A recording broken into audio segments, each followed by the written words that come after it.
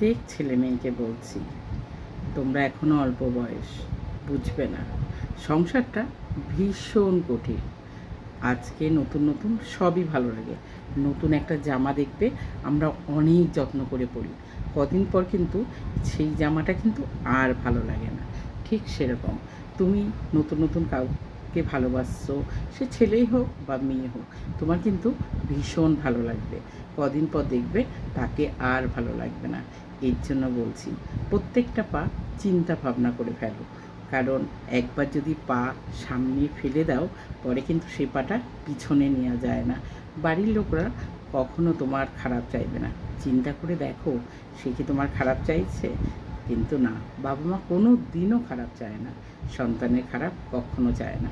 তুমিও বড় হয়েছো, বুদ্ধি হয়েছে, কেন একটা মেয়ের জন্য নিজের জীবনটা নষ্ট করছো, বা একটা ছেলের জন্য নিজের লাইফটাকে নষ্ট করছো? আজকে আছে, কালকে নেই। জামাটা আজকে ভালো লেগেছে, কালকে আরেকটা জামা কিনতে পারবে, কিন্তু জীবনটা চলে গেলে কিন্তু আর ফিরে পাবে না।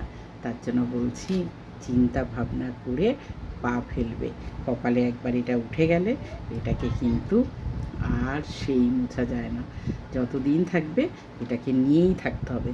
তার জন্য বলছি, ভালোবাসতে শেখো, এই জিনিসটাকে সম্মান দিতে শেখো, তাহলে হ্যাপি থাকবে। সবাই ভালো থেকো, বিন্দাস থেকো, বাই।